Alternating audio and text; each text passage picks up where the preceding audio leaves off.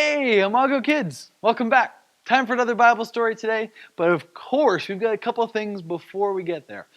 First, we want to celebrate a couple birthdays. We've got another Oliver birthday. Last time we had a Bible story, we had another Oliver's birthday, and this time there's another Oliver's birthday. So all the Olivers must have their birthdays in May. So happy birthday to another Oliver.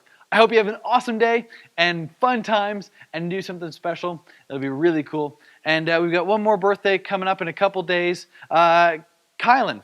Happy birthday, Kylan. Hope you have a fantastic time. Maybe you feel extra, super, wonderfully special, and you wake up wiser and stronger and bigger for sure tomorrow. I'm absolutely positive of it. That's just what happens when we get older, right? Well, happy birthday. How about your 100 acts of kindness? Have you done those? Awesome! I'm so glad you guys have been doing them. Again, it's not too late. If you want to do your acts of kindness, you can absolutely get the poster now and start. And I believe you can do so many acts of kindness that you'll catch up to the other kids. The first one to get to 100 is going to get an awesome, fantastic prize. So keep telling me. You have your parents contact me when you finish, or they can contact Dr. Professor Science Team McScience and he'll make sure to let me know. But make sure to tell us when you've hit 100, and we want to give that awesome prize away. Maybe we'll even make a special video with that kid in it as they get their prize. But we'll figure that out as we go. I just need somebody to get there. But today, we're going to continue talking about Israel's new king. Now, we know that Samuel anointed the king. He picked who God wanted to be the king, and that was, do you remember his name? David, that's right. Yeah, God picked David to be the next king. Was it because he was the biggest? No. Was it because he was the strongest? No. Was it because he was the nicest smelling? No, he stunk like sheep. Of course it wasn't him. Was it because he was the oldest? Nope, not that either. Do you remember why? Because he trusted God. That's right. You guys got it. So David trusted God. And when he did that, do you remember what he did with all that trust? He walked right into the battle that the Israelites were having, and he went and he beat, do you remember the giant's name? Goliath. Yeah, he beat Goliath. He's the littlest, tiniest guy who's just bringing lunch. And he was the one that ended up fighting and winning the almost impossible battle. So, that's where we left off, but he's not yet king. He was just some little scrawny kid who came in and saved the day because he trusted God. But we know he's going to become king. So let's read our story and find out how that happens. So, Israel's new king. As you can imagine, defeating the giant Goliath and saving Israel made David pretty popular. Everyone in Israel wanted to be David's friend, even King Saul. Do you guys have any friends like that? Friends who just do awesome stuff and then you just want to be around them because you know they do awesome stuff? What's their name? I know a couple of you guys are those awesome kids who do really cool things. I always wanted to be around kids who are doing the cool stuff, the best athletes or the smartest kids or even just the funniest people, because you just want to be around people who do awesome stuff. Especially the people who do awesome stuff because they trust God. Everybody wanted to be around David, even King Saul. Now, I don't know if King Saul knew that David was going to become king instead of him someday, but he just thought it was awesome what David did. Let's keep reading. When David was old enough, the king asked him to be a leader in the army. David might not have been the tallest or the strongest, but even King Saul could see that David followed God. Every time David went out to fight a battle, God was with him, and David won. So King Saul sent David to fight more battles, and David kept on winning. At first, this made King Saul very happy. But as David kept winning, the king became less happy. You see, the more David won, the more popular David became. Hooray for David! The people would yell every time they saw him. King Saul got jealous. Do you know what jealousy means? Do you know what jealous means? Jealous is to want something that someone else has. With all his winning, David was now more popular than King Saul. If David kept winning, eventually the people would want him to be king. Have you guys ever been jealous? Me too. It's not a fun feeling. It's really frustrating actually, because the more we get jealous, the more we want something we don't have. And the more we realize we want something we don't have, the more frustrated we get, which means the more jealous we get. It makes this big mess in our lives the more we get jealous. But I think it's natural to feel that way, but what we do with that jealousy is really important. We need to stop it right when it starts. Now, if King Saul had got a little bit jealous and then said, you know what, God, thanks for protecting Israel through David. I think you're doing awesome things. He probably would have stayed pretty happy. But he lets this jealousy get bigger and bigger and bigger in his life.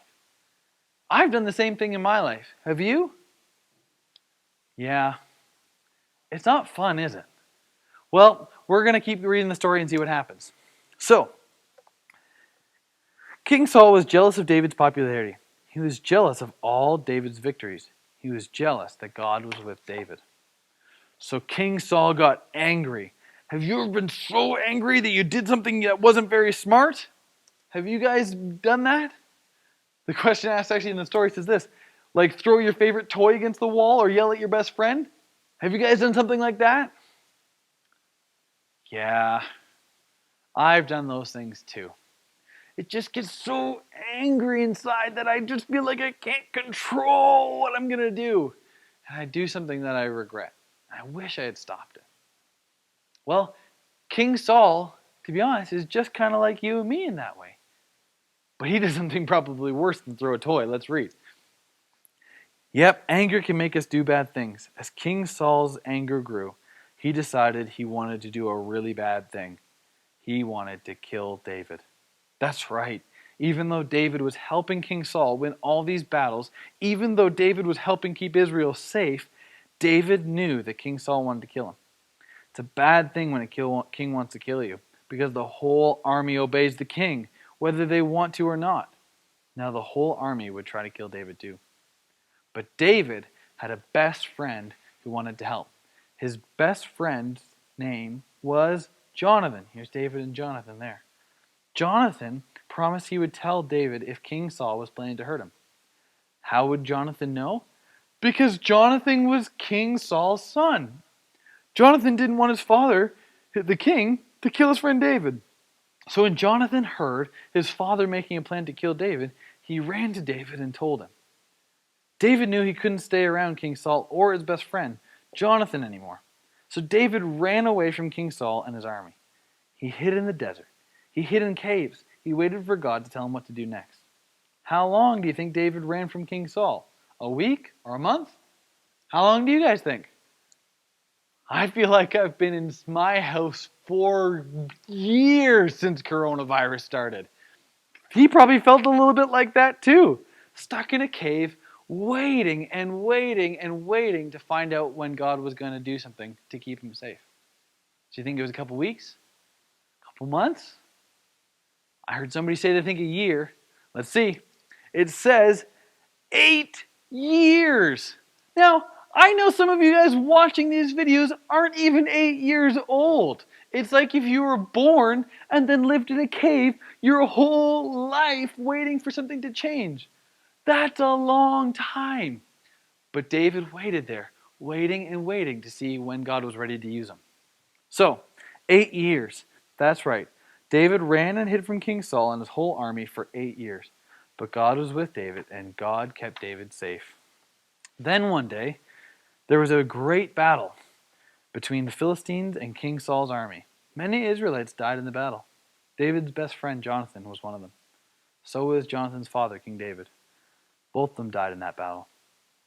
David was very sad to hear that so many Israelites had been killed. He was especially sad to hear that his friend Jonathan had died.